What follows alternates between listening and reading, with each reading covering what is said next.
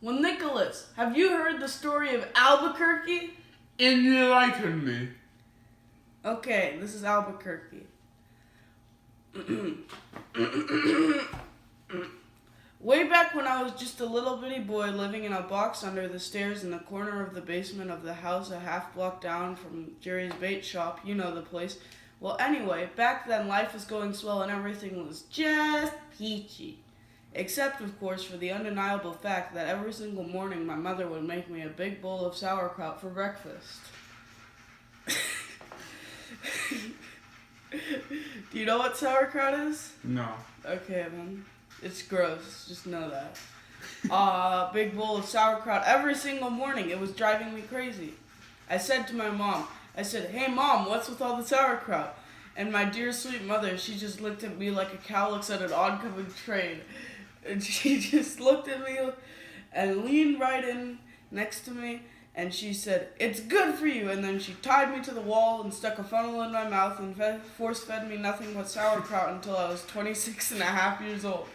That's when I swore that someday I was going to get out of that basement and travel to a magical faraway place where the sun is always shining and the air smells like warm root beer and the towels are oh so fluffy, where the Shriners and lepers play their ukuleles all day and anyone on the street will gladly shave your back for a nickel. What was that? Well, let me tell you, people, it wasn't long at all before my next dream came. It wasn't long at all before my dream came true, because the very next day, a local radio station had this contest to see who could correctly guess the number of molecules in Leonard Nimoy's butt. As Fair you do. contest. As you do. I was off by 3, but I still won the grand prize. That's right, a first-class one-way ticket to Albuquerque. You enjoying the story so far? Yeah. Well, that was 1/30th of the story, so get packing, or get ready. Get packing. Oh yeah, I'd never been on a real airplane before, and I gotta tell you, it was really great, except that I had to sit between 2 large Albanian women with excruciatingly severe body odor, and the little kid in the back of me kept throwing up the whole time. The flight attendants ran out of Dr. Pepper and salted peanuts, and the in-flight movie was Biodome with Pauly Shore.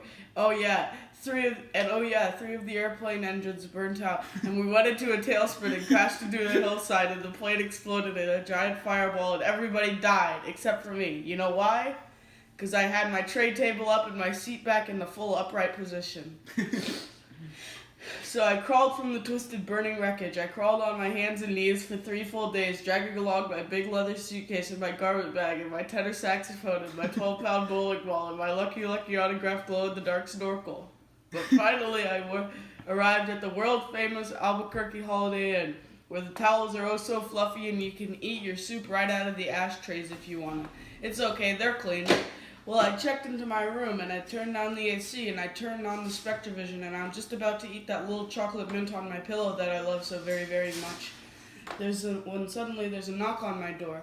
Well, now who could that be? I say, "Who is it?" No answer. "Who is it?" There's no answer.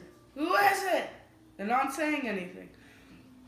So I finally go over to the door and just as I suspected, it's some big fat hermaphrodite with a flock of seagulls haircut and only one nostril. I mean, obviously. Oh man, I hate it when I'm right. So anyway, he bursts into my room and grabs my lucky snorkel. And I'm like, "Hey, you can't have that. That snorkel's been just like a snorkel to me." And he's like, "Tough."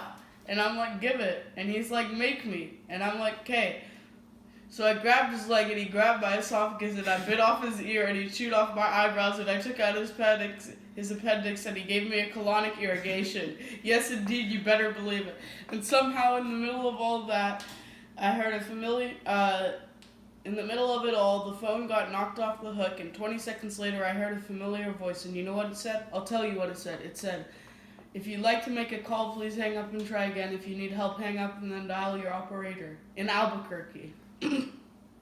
Well, to cut a long story short, he got away with my snorkel, but I made a solemn vow right then and there that I would not rest. I would not sleep for an instant until the one-nostriled man was brought to justice. But first I decided to buy some donuts.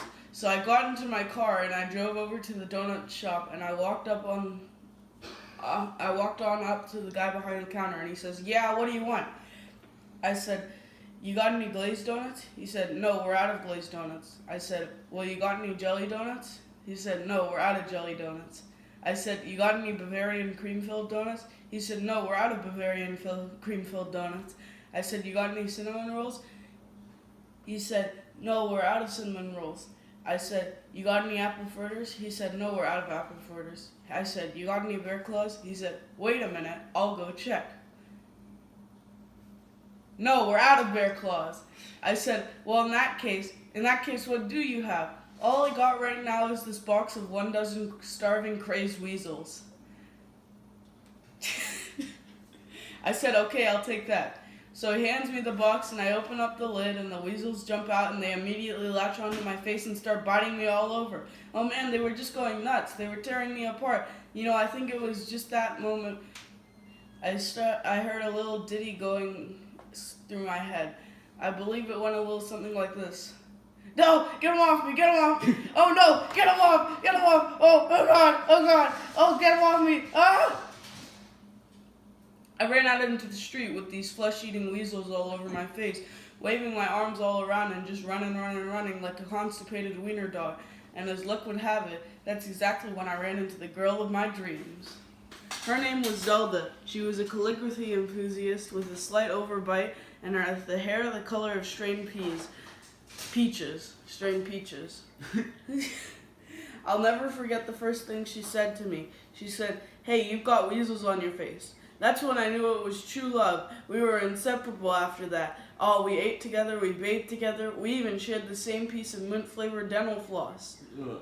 The world was our burrito. So we got married and bought us a house and had 2 beautiful children, Nathaniel and Superfly. Oh, we were so very, very, very happy, oh yeah. But then one fateful night, Zelda said to me, she said, Sweetie Pumpkin, do you want to join the Columbia Record Club? I said, whoa, hold on now, baby. I'm just not ready for that kind of commitment. Of all the things they did together, that's the thing that takes too much commitment. So we broke up, and I never saw her again, but that's just the way things go in Albuquerque. Anyway, things really started looking up for me, because about a week later, I finally achieved my lifelong dream. That's right, I got me a part-time job at the Sizzler.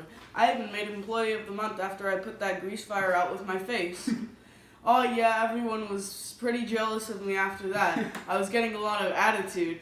Okay, like one time I was out in a parking lot trying to remove my excess earwax with a golf pencil when I see this guy Marty trying to carry a big old sofa up the stairs all by himself.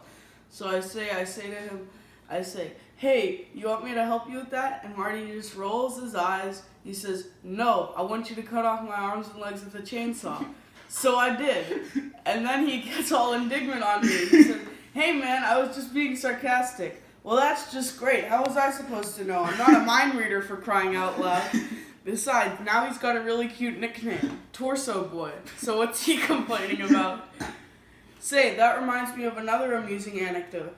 This guy comes up to me on the street and he says he hasn't had a bite in 3 days. Well, I knew what he meant, but just to be funny, I took a big bite out of his jugular vein, and he's yelling and screaming and bleeding all over, and I'm like, hey, come on, don't you get it?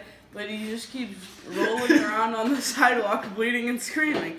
You know, just completely missing the irony of the whole situation. Man, some people just can't take a joke, you know. Anyway, where was I? I kind of lost my train of thought. Well, okay. Anyway, I know it's been kind of a roundabout way of saying it, but I guess the whole point I'm trying to make here is I hate sauerkraut. That's all I'm really trying to say. And by the way, if one day you happen to wake up and find yourself in an existential quandary full of loathing and self-doubt and racked with the pain and isolation of your pitiful, meaningless existence, at least you can take a small bit of comfort in knowing that somewhere out in this crazy mixed-up universe of ours, there's a little place called Albuquerque. And who wrote that story, Spencer? Weird Al Yakovic. I think that's how you say it. Oh, boy. So, how did you enjoy the story? My favorite part was when the guy took a bite out of his jugular vein. Mine was when he was fighting the guy in his hotel room, and the one-nostriled hermaphrodite with the seagull flock haircut, and he says, And I grabbed his leg, and he grabbed my esophagus, and I bit off his ear, and he chewed off my eyebrows, and I took out his appendix, and he gave me a colonic irrigation. I mean, what else is he supposed to do? Yeah, I mean, that's completely natural. So, do you think we're done here? Yep. Okay.